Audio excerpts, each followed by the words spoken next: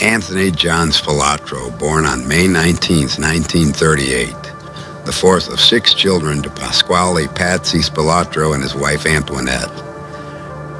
Tough Tony, as he would later be called, grew up in the rough and tumble Chicago neighborhood around Grand and Ogden, also known as the Patch. This was the breeding ground for what would become the Chicago Outfit. Many of Al Capone's crew and members of the 42 gang set up shop and residence in the Patch.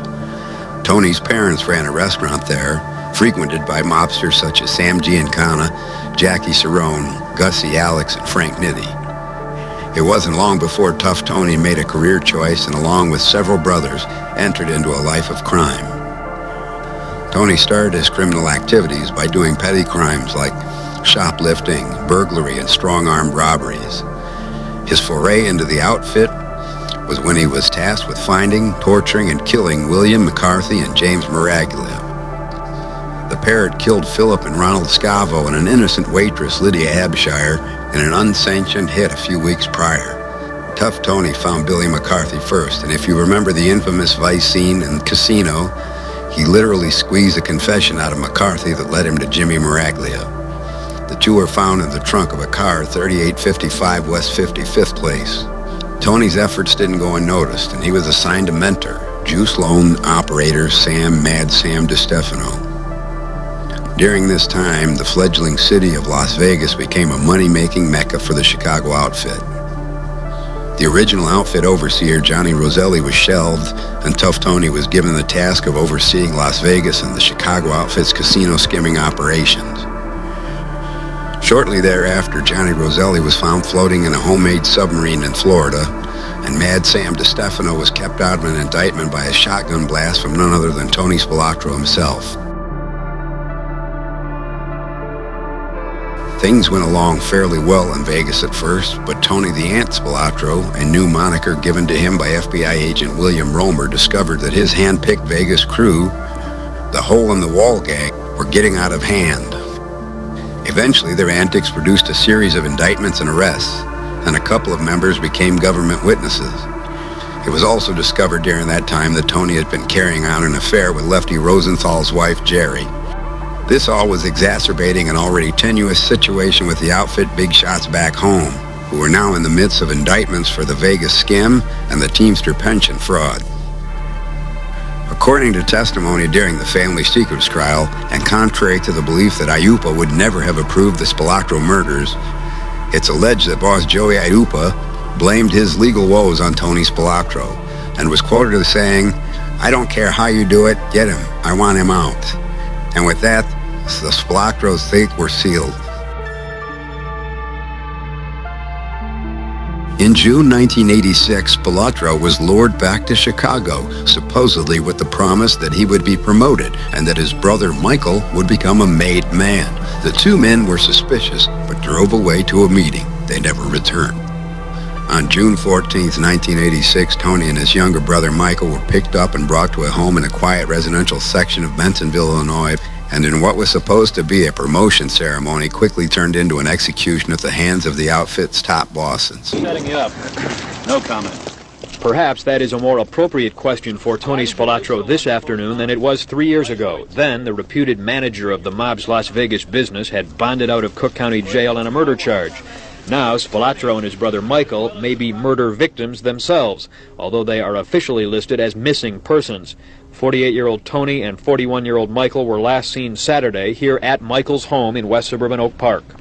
Last time they were seen, according to Ann, which is Michael's wife, was that they were seen about 2 p.m. on Saturday when they left their residence at 1102 South Maple. She has not seen or heard from them since. Where were they going? She did not indicate where they were going. Didn't know that they'd be out and they'd be back later. They never returned, but the car they left in was found last night in the parking lot of this Schiller Park motel. A passing policeman noticed the 1986 Lincoln Mark 7, which had also been listed as missing. The FBI found no clues in the car, only a single golf club in the trunk, a driver, a couple of jackets in the back seat, a garage door opener, and a nickel on the front console. We found a cassette still in the dashboard tape player, the pre-recorded tape called James Bond 007. 13 originals. Bloodstains, weapons, anything unusual? Nothing unusual that we can determine at this time. What does that say to you? I mean, these people have just vanished? As this time they're still missing. We don't know what happened to them. The car was parked out there. They could have certainly parked it. Somebody else could have certainly parked it. We have no knowledge of who parked the car there. Tony Spilotro's wife, Nancy, seemed very surprised that the car was found in this lot just 5 minutes from O'Hare Airport. I spoke with Nancy Spilotro by phone at the family's home in Las Vegas. She would not say why she was concerned about the car's proximity to O'Hare, but the airport has traditionally been a favorite dumping spot for murdered mobsters. The airport might also be an easy place by which Spilotro would leave the country. But Nancy Spilotro told me she has not heard from her husband. She has no idea where he is. She has no idea what happened to him. I just find it most unlikely. Most unlikely. I prefer to think that they're out on frolic and that they'll come walking home tonight, perhaps a little inebriated, and they'll have half the family angry at them. That is, their family angry at them. And they'll probably be facing divorce proceedings by tomorrow. That's what I prefer to think. Tony Spilotro, once considered an heir to the crime syndicate throne in Chicago, has as of late been a liability, according to mafia observers. He is to be retried in Las Vegas beginning Monday for allegedly masterminding a burglary ring called the Hole-in-the-Wall Gang. He is still under federal indictment for his alleged role in outfit-operated casino skimming in Las Vegas. His brother, who manages this West Side restaurant and is a part-time actor, was charged in the Vegas burglary ring, but the case was dropped. He is currently under indictment on federal extortion charges, all of which leads Oak Park investigators to speculate that the Spilotros are being kept quiet by the mob's method of choice: murder. Possibility does exist, naturally.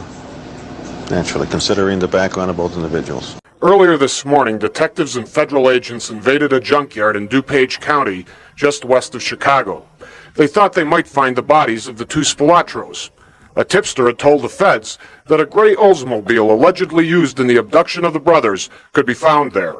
In keeping with the legendary M.O. of the Chicago mob, officials fully expected that they might find corpses inside the trunk of the automobile. In the end, they found nothing to tie the junkyard or any of the cars there to the Spilotro disappearance. On June 23rd, the bodies of Tony and Michael Spilotro were found buried in an Enos, Indiana cornfield, just a mile or so down the road, from a property once owned by Chicago outfit boss Joey Ayupa. Essentially, the bodies of both Anthony and Michael Spilotro showed very similar injuries. The injuries were primarily blunt force injuries. They were about the head, the neck, and the chest, and to some extent. The brothers were laid to rest on June 27th at Queen of Heaven Cemetery in Hillside, Illinois. I have an instinct, and my instinct tells me that nothing is really wrong, that there'll be an explanation for their temporary disappearance when they return, when they surface.